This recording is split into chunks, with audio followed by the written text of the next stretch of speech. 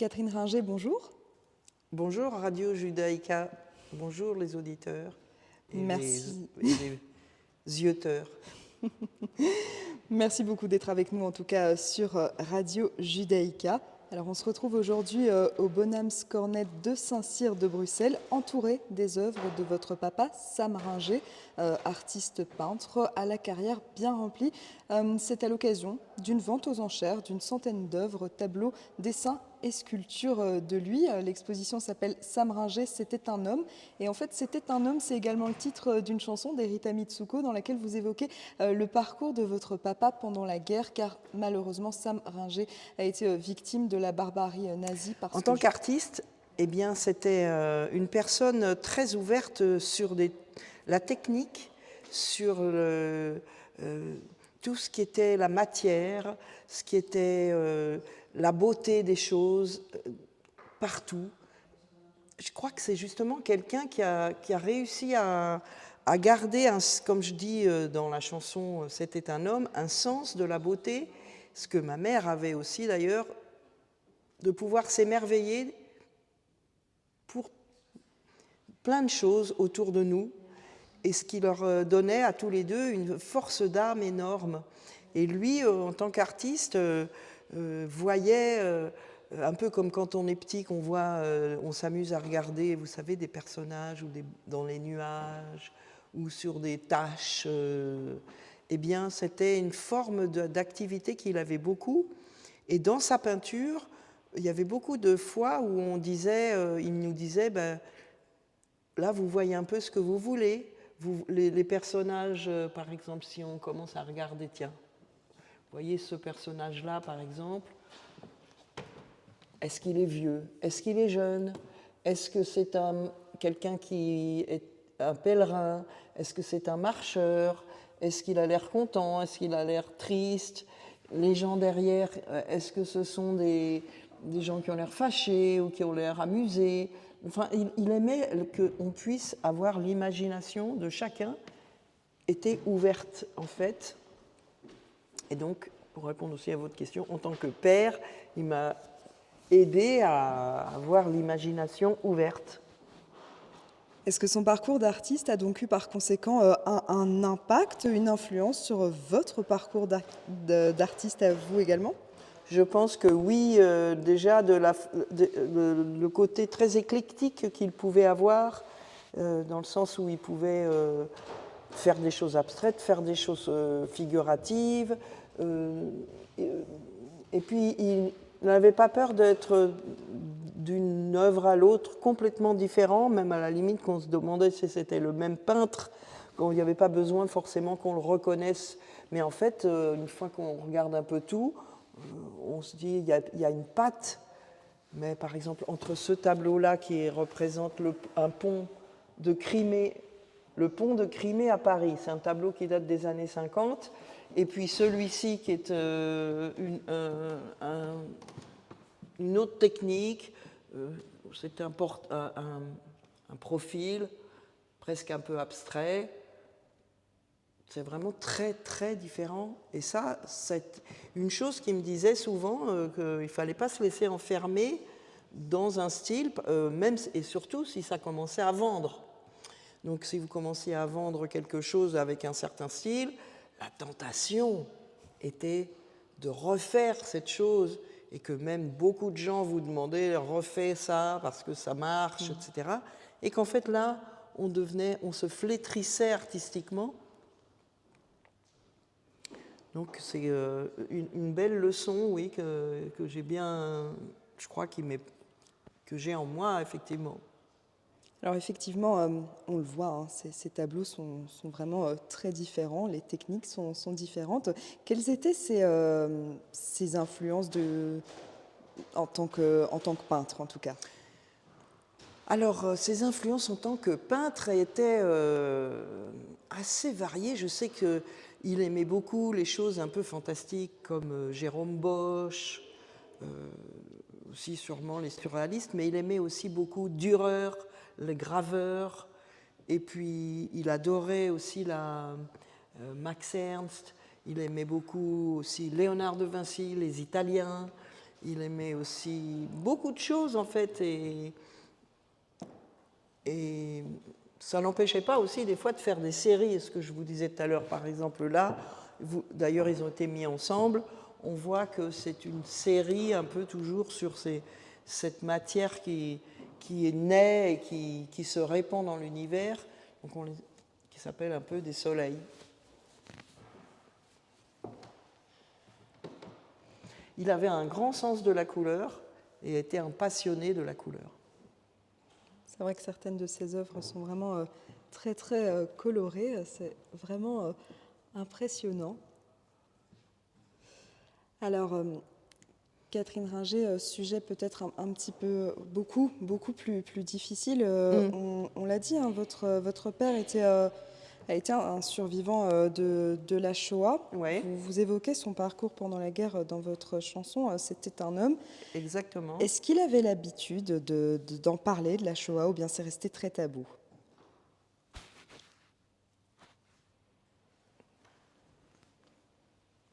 D'accord. C'était pas du tout quelque chose dont il parlait. Je crois que les gens qui ont vécu des trucs épouvantables comme ça, il y a soit ceux qui en parlent beaucoup pour qu'on s'en souvienne et témoigner, et puis d'autres gens qui n'en parlent jamais et qui se taisent. Et lui faisait partie de cette série de gens qui ne racontaient rien. Par contre, il pleurait beaucoup la nuit comme on vivait dans un petit truc et on était tous dans la même chambre. Ça, c'est vrai que les cauchemars étaient là, et en polonais, en yiddish. Ouais. Mais ça se ressent, hein, en tant qu'enfant de gens qui ont vécu des trucs épouvantables, que ce soit la Shoah ou d'autres. Mais ça se passe après dans les descendants. Je ne sais pas genre combien de générations. Bon, il y a des recherches là-dessus. Mais on n'est pas vraiment là pour parler de ça.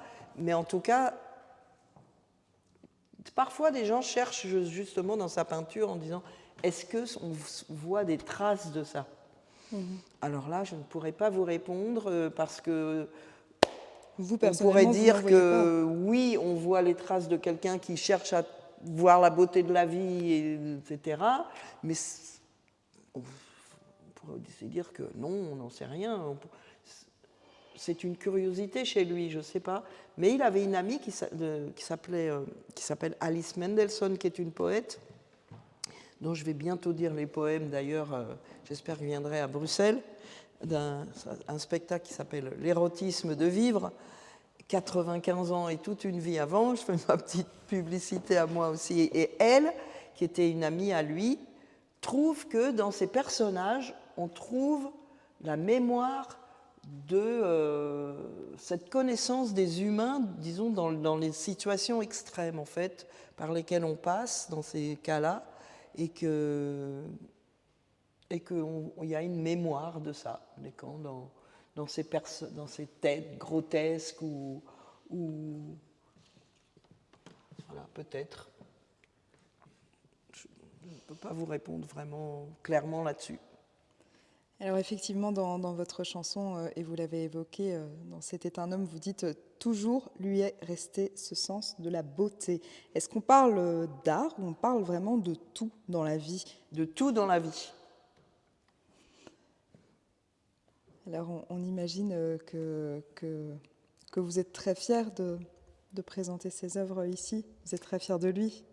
J'ai toujours été très fière de lui et j'ai toujours été très fière du regard qu'avaient les gens quand ils venaient ou qu'ils voyaient des choses qu'il faisait, quand il faisait des portraits à la plume, quand il faisait des caricatures et que tout le monde, il faisait des séances de caricatures dans la famille, tout le monde lui disait allez, on fait une série de caricatures, et il se mettait comme ça, il vous regardait et les gens riaient, et puis vraiment l'œil brillant de la personne qui est émerveillée de sa peinture.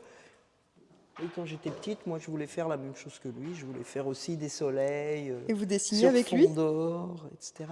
Il n'a jamais vraiment voulu m'apprendre, déjà parce qu'il considérait que les femmes n'avaient pas le sens artistique, et que, en fait, nous, on avait déjà la chance de faire la plus belle création qui est les enfants, et que donc on pouvait faire que des œuvres, comment ça s'appelle, décoratives. En tout cas, qu'on ne pouvait pas avoir le feu sacré. Et peut-être que le fait qu'il m'ait rabâché ça, ça m'a donné aussi la niaque pour lui prouver le contraire. Et après, lui était très fier de ma réussite, qu'il a eu la chance qu'il ait pu la voir. Mais qu'est-ce que je voulais vous dire C'était quoi la question d'ailleurs? Si vous dessiniez avec lui. Ah oui, est-ce que je dessine avec lui? Ben, franchement, j'ai insisté.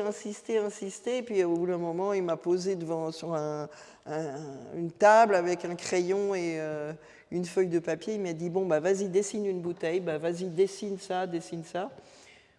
Et puis, mais il ne voulait pas m'apprendre, quoi. Non, il ne voulait pas. Voilà, il avait. Et en plus, il me disait que quand je dessinais spontanément des choses où je n'étais pas passée par une école, des fois, il y avait des choses qui étaient justement très libres et très inventives. Parce qu'il avait aussi le souci de ne pas se laisser enfermer par plein de choses, déjà qu'il avait été tellement enfermé, mais en art, je veux dire, que de ne pas se laisser enfermer par le côté scolaire de ce qu'on a appris. Donc il fallait apprendre, par exemple, la perspective, la couleur, les proportions, mais qu'il fallait pouvoir le dépasser et pas être prisonnier de ce qu'on apprend. Et ça, dans tous les arts, c'est comme ça, mais je pense aussi dans la plupart des activités humaines, il faut apprendre, et puis après, une fois qu'on a appris, hop, il faut s'en servir de ce qu'on a appris, mais pas être soumis à ce qu'on a appris. Alors, il avait donc ses idées un peu à lui, on va dire ça comme ça, sur les femmes qui Mais non, ce dessinent. ne sont pas des idées à lui, justement, ce sont des idées qui sont récemment changées, mais qui étaient les idées que la plupart en Occident, disons, on avait ce genre d'idées. Frida Kahlo, elle est quand même du début du siècle dernier, et c'est récent quand même qu'on dise que même les chefs d'orchestre, les compositrices, même par exemple personnellement, je suis toujours encore un peu victime de ça, dans le sens où on me dit toujours, toi tu es la chanteuse d'Erita Mitsuko, je dis oui mais non, mais je suis aussi compositeur là-dedans ou compositrice, vous n'avez pas vu que je joue ceci, cela? Ah oui, donc vous êtes la chanteuse des... C'est classique. Et donc lui, il était là dans cette optique-là. Oui. C'était pas son idée que à lui, c'était une idée de l'époque. De l'époque depuis longtemps. Ouais. Donc ça lui a fait un choc, un petit quelque chose quand il a vu que vous deveniez artiste, vous aussi. Peut-être que dans la musique, ça lui paraissait plus logique. En tout cas, il me disait que voilà, les femmes ne pouvaient pas avoir le feu sacré et que pour être un vrai artiste, il fallait l'avoir. Alors, c'est quoi le feu sacré? Alors, je vous disais, c'est quoi le feu sacré? Je pense que c'était de pouvoir être uniquement concentré à ça, de pouvoir passer toute sa vie à ça, ne pas penser à autre chose qu'à ça. Je sais pas, le feu sacré pour les mathématiques, le feu sacré pour, c'est-à-dire être vraiment à fond dedans, quoi. Pas penser à son homme, si on est une femme, pas penser à l'amour, pas penser aux enfants, pas penser à... Je crois que c'est ça, ce qu'il voulait dire par là. Et c'était son mode de vie à lui, selon ce feu sacré? Oui, sauf que une fois qu'il a rencontré ma mère après, puis que moi elle était enceinte et que finalement, voilà, il s'est dit, va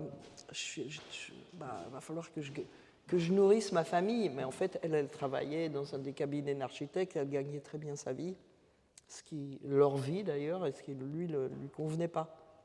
Il avait honte de ça. C'est vraiment une autre époque, quoi. Il ne faut pas juger. À chaque époque, ses façons. Disons que moi, effectivement, comme j'étais adolescente dans les années 70, 1900, je précise, 1970, c'était en plein début des révoltes féminines, du mouvement de libération des femmes, enfin, qui existait depuis un moment, déjà depuis qu'on se battait pour les droits de vote, puisque aujourd'hui, vous m'interviewez aujourd'hui, qui est quand même le 8 mars, journée internationale de la lutte pour les droits des femmes, de l'égalité en droit en particulier. Ouais. Tout à fait. Donc c'est vrai que c'est intéressant d'en parler. Mais il était très fier de moi, en fait. Il a été très content. Il a même collaboré avec vous dans le clip de dans un de vos clips, le clip de En fait, Marcia Baila. on faisait des concerts, Fred et moi, à deux, avec notre bande, ce qu'on appelait la bande. En fait, c'est parce que c'est mystérieux peut-être, mais à l'époque, c'était pas digital. On avait un magnétophone Revox où on avait enregistré tous nos instruments. Et comme dans Paris, on pouvait très peu jouer, avec tout un orchestre, et puis que ça sonnait bien quand on était tous les deux, on jouait donc sur une chaise le magnétophone, j'essayais d'aller vite, et puis tous les deux, moi je jouais un peu de synthé, je chantais, Fred il jouait de la guitare, et voilà. Et mon père, qui faisait des projections de lanternes magiques, il avait construit un rétroprojecteur avec des couleurs qui se mettaient, on pouvait faire positif, négatif, à l'envers, à l'endroit, enfin plein de choses, avec des miroirs. Et il faisait des projections de peinture en direct, enfin de peinture. Par exemple, il avait construit un plateau en plexiglas qui posait, et dedans il balançait de la lessive en poudre, et puis il mettait des gants, si le fond était noir, il mettait des gants noirs, donc on voyait sur l'écran, on voyait un fond noir, et soudain, comme de la neige qui arrivait, et puis on ne voyait pas qui dessinait. Il dessinait quelque chose, puis après, hop, il effaçait. Après, hop, il mettait à l'inverse, il mettait en blanc. Alors, on voyait un fond blanc, et puis on voyait de la neige, on la voyait plus quand il versait la poudre de lessive. Et à ce moment-là, il mettait des filtres. Alors, tout devient bleu, tout devient rose, et mélangé. Il pouvait mettre aussi des objets dedans. Donc, ces projections, on s'était dit, tiens, s'il venait nous faire sur certaines chansons, on baisse les lumières, on ne nous voit plus et on voit les projections. Donc il a fait ça pour quelques concerts dans des petits clubs à Paris. Et à l'occasion du vidéoclip qu'on a fait sur notre premier succès, la Marcia Baila, je lui ai demandé de me faire des fantômes. Donc il a dessiné, venez, on va aller les voir. Des fantômes, je lui avais demandé, puisque dans cette histoire de Marcia Baila, elle, dans les couplets, elle est très merveilleusement gaie, pleine de couleurs et de vie. Et puis dans le refrain, c'est le cancer qui l'a assassinée. Donc j'avais demandé de me faire des fantômes, et les voilà. Donc il avait fait le fantôme, il avait dessiné Marcia qui était... là, je trouve qu'on dirait un petit peu une réminiscence, enfin bon, de choses assez terribles, de femmes dansant toutes nues et archi-maigres, bon, si vous voyez ce que je veux dire. Et puis ce gardien qui m'avait fait aussi, que j'ai utilisé d'ailleurs dans mon dernier album, qui s'appelle Chronique et Fantaisie, et où je l'ai pris dans les bras et on danse tous les deux, voilà. Comme il a une main, et hop, comme ça, je lui donne la main et on se tient. Que voulez-vous savoir d'autre? Radio Judaïka. Qu'est-ce qui vous touche, vous, le plus personnellement dans les œuvres de votre papa? Je suis incapable de répondre à ce genre de questions. Le plus, je suis quelqu'un qui aime beaucoup de choses différentes, et donc ça dépend des jours. Il y a des jours je vais aimer ça, autre chose. Qu'est-ce qui me touche le plus? Je ne sais pas, je ne peux pas vous répondre. Je ne sais pas quoi vous répondre. Mais vous êtes tout de même touché par son art, très touché. Oui. Ça vous parle? Oui, sinon je ne serais pas là en train de le défendre. Catherine Ringer, merci beaucoup à vous pour ce moment. Je rappelle à nos auditeurs que les œuvres de votre père Sam Ringer sont exposées ici au Bonhams Cornet de Saint-Cyr de Bruxelles jusqu'au 11 mars, samedi. C'est ça. Et il se situe au 89 chaussée de Charleroi à Bruxelles. Merci beaucoup. C'est ça.